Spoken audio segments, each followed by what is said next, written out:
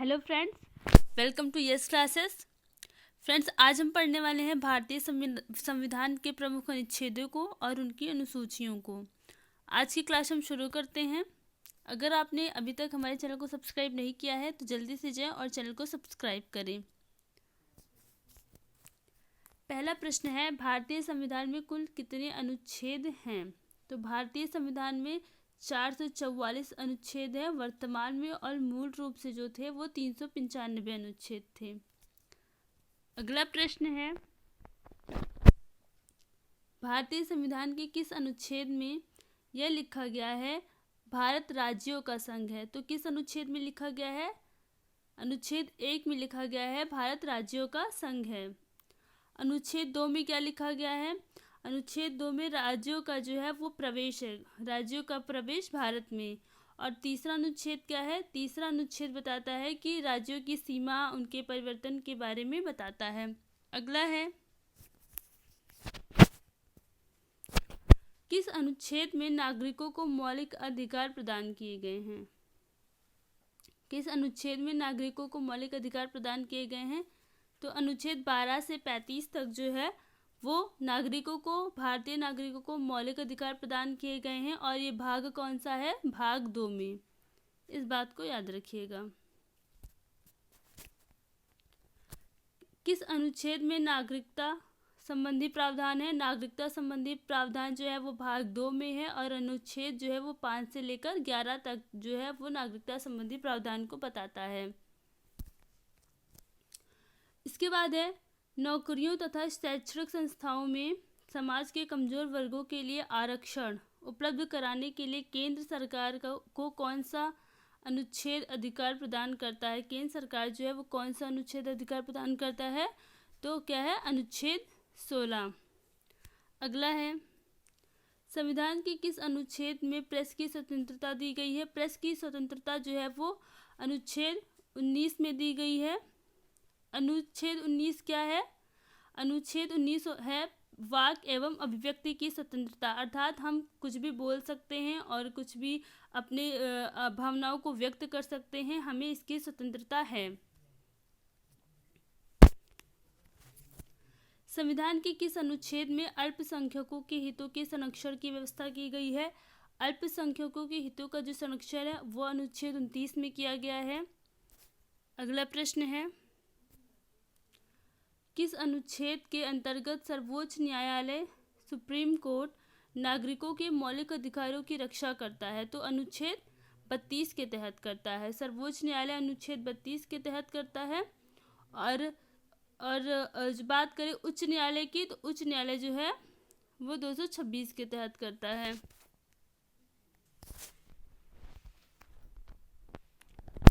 संविधान के किस अनुच्छेद में राज्य के नीति निर्देशक तत्वों का बताया गया है? किस अनुच्छेद में बताया गया है? तो 36 से लेकर 51 तक जो है वो राज्य के नीति निर्देशक तत्व बताए गए हैं। और कौन से भाग में है? तो ये भाग 4 है। भारतीय संविधान के किस अनुच्छेद में कल्याणकारी राज्य की अवधारणा का वर्णन है? कल्याणकारी राज्य की अवधारणा है वो किस में है? अनुच्छेद 39 में है। संविधान के किस अनुच्छेद के अंतर्गत संविधान के किस अनुच्छेद के अंतर्गत भारत के राष्ट्रपति पर महाभियोग चलाया जा सकता है? अनुच्छेद 61 के तहत जो है वो राष्ट्रपति पर महाभियोग के बारे में व्यक्त करता है। अगला है, किस अनुच्छेद में मंत्रिमंडल सामूहिक रूप से लोकसभा के प्रति उत्तरदायी होती है? तो मंत्रिमंडल जो सामूहिक रूप से लोकसभा के प्रति उत्तरदायी होता है, इसका जो वर्णन है वो अनुच्छेद 75 के तहत करा गया है। महान्यायवादी की नियुक्ति किस अनुच्छेद के अंतर्गत की गई है? तो अनुच्छेद 76 के अंतर्गत की गई है। इस प्रश्न को याद रखिएगा, ये प्रश्न काफी पूछा जाता है। अगला है, संविधान के किस अनुच्छेद के अंतर्गत राष्ट्रपति लोकसभा भंग कर सकता है? तो राष्ट्रपति जो है वो लोकसभा किस अनुच्छेद के अंतर्गत भंग कर सकता है? तो अनुच्छेद 85 के अंतर्गत राष्ट्रपति जो है वो लोकसभा भंग कर सकता है। किस अनुच्छेद में संसद के संयुक्त अधिवेशन को बताया गया है? संसद का संयुक्त अधिवेशन जो है वो अनुच्छेद 8 के तहत बताया गया है, जो कि सही आंसर हो जाएगा। अगला प्रश्न है, संविधान के किस अनुच्छेद में धन विधेयक की परिभाषा दी गई है? तो धन विधेयक की जो परिभाषा है वो अनुच्छेद 110 में दी गई है, इस बात को याद रखिएगा। संविधान के किस अनुच्छेद के अंतर्गत राष्ट्रपति अध्यादेश जारी कर सकते हैं? तो राष्ट्रपति जो है वो अनुच्छेद 123 के तहत अध्यादेश जारी कर सकते हैं। संविधान के किस अनुच्छेद में सर्वोच्च न्यायालय सुप्रीम कोर्ट के न्यायाधीश पर महाभियोग चलाया जा सकता है? तो जो सर्वोच्च न्यायालय के न्यायाधीश पर महाभियोग अनुच्छेद 124 के तहत चलाया जा सकता है, जो कि सही आंसर है। राष्ट्रपति किस अनुच्छेद के अंतर्गत सर्वोच्च न्यायालय से परामर्श मांग सकता है या लेता है? तो अनुच्छेद 143 यानी अनुच्छेद 143 के तहत जो है सर्वोच्च न्यायालय से परामर्श ले सकता है राष्ट्रपति। अगला है, संविधान के किस अनुच्छेद के अंतर्गत अधीनस्थ न्यायालय या जिला न्यायालय का वर्णन है? तो जिला न्यायालय का जो वर्णन है वो अनुच्छेद 233 के तहत है। किस अनुच्छेद के अंतर्गत केंद्र सरकार के पास अवशिष्ट शक्तियां हैं? तो अनुच्छेद 248 के तहत जो है वो केंद्र के पास अवशिष्ट शक्तियां हैं। अवशिष्ट शक्तियों का अर्थ होता है कि जैसे राज्य के पास कुछ ही शक्तियां हैं, परंतु केंद्र के पास जो है वो राज्य के से भी ज़्यादा शक्तियां हैं, तो वो अवशिष्ट शक्तियां हैं। किस अनुच्छेद में अंतर्राष्ट्रीय समझौते लागू करने के लिए शक्ति प्रदान की गई है? तो अनुच्छेद जो है 253 के तहत अंतर्राष्ट्रीय समझौते लागू करने की शक्ति प्रदान की गई है। किस अनुच्छेद के तहत राष्ट्रपति वित्त आयोग का गठन करता है? तो वित्त आयोग का जो गठन है वो 280 के तहत है, यानी कि जो अनुच्छेद 280 है यही सही आंसर हो जाएगा। संपत्ति का जो अधिकार है वो किस अनुच्छेद में है? तो 300 के का में है। संपत्ति का जो अधिकार है वो 300 के का में है। पहले कहाँ पर था? तो पहले जो है वो मूल अधिकारों में था। मूल अधिकार में कहाँ? मूल अधिकार में जैसे 19 के 1 के 4 में संपत्ति का अधिकार दिया गया था, जो कि अब विधिक अधिकार बना दिया गया, और वो कहाँ पर आ गया है? 300 के का में आ गया है। संविधान के किस अनुच्छेद में संघ और राज्य के लिए लोक सेवा आयोग का प्रावधान है? संघ और राज्य के लिए लोक सेवा आयोग का जो प्रावधान है वो 315 अनुच्छेद 315 के तहत है। इस प्रश्न को भी ध्यान रखिएगा, काफी बार पूछा जाता है। किस अनुच्छेद के अंतर्गत हिंदी को राजकीय भाषा की घोषित किया गया है? किस अनुच्छेद के अंतर्गत हिंदी को राजकीय भाषा घोषित किया गया है? तो अनुच्छेद 343 के तहत जो है वो हिंदी को राष्ट्रीय भाषा घोषित किया गया है। संविधान के किस अनुच्छेद के तहत अनुसूचित जनजातियों के लिए एक राष्ट्रीय आयोग का गठन का प्रावधान है या गठन किया गया है? तो कौन सा अनुच्छेद है? 338 का ए या 338 का इसका सही आंसर हो जाएगा। संसद को संविधान संशोधन का अधिकार जो है वो भाग 20 में है और अनुच्छेद 368 में है, और भाग 20 में केवल एक ही अनुच्छेद है, वो है 368, यानी संविधान संशोधन का अधिकार जो है वो अनुच्छेद 368 में है। संविधान के किस अनुच्छेद के अंतर्गत राज्यों में राष्ट्रपति शासन का उल्लेख है? तो राज्यों में राष्ट्रपति शासन का उल्लेख अनुच्छेद 356 के तहत है। संविधान के किस अनुच्छेद में मंत्रिमंडल शब्द का प्रयोग संविधान में एक बार हुआ है? किस अनुच्छेद में मंत्रिमंडल शब्द का प्रयोग एक बार हुआ है? तो अनुच्छेद 352 में जो है वो मंत्रिमंडल शब्द का जो प्रयोग है वो एक बार हुआ है, और 352 में क्या था? 352 में सशस्त्र विद्रोह के विषय में बताया गया है। ये एक आपात उपबंध है। भारतीय संविधान में समानता का अधिकार 5 अनुच्छेदों द्वारा प्रदान किया गया है। वे कौन से हैं? तो कौन कौन से हैं? अनुच्छेद 14 से 18 तक जो है वो समानता का अधिकार है। अगला प्रश्न है, भारतीय संविधान के किस अनुच्छेद में मूल कर्तव्यों का उल्लेख किया गया है? अनुच्छेद 351 का है, और भाग की बात की जाए तो भाग है 4 का। भारत के नागरिक का कर्तव्य होगा प्राकृतिक पर्यावरण का संरक्षण एवं सुधार। यह कथन किस अनुच्छेद में है? तो अनुच्छेद 48 के ए में है। संविधान के किस अनुच्छेद के अंतर्गत राज्य सरकार को ग्राम पंचायत के संगठन का निर्देश दिया गया है? ग्राम पंचायत के संगठन का जो निर्देश है वो अनुच्छेद 40 के तहत दिया गया है, जो कि सही आंसर है। वर्तमान में संविधान में कितनी अनुसूचियां हैं? वर्तमान में अनुसूचियां 12 हैं और मूल रूप से 8 हैं। अगला प्रश्न है, संविधान की द्वितीय अनुसूची का संबंध किससे है? किससे मतलब दूसरी अनुसूची जो है उसका संबंध किनसे है?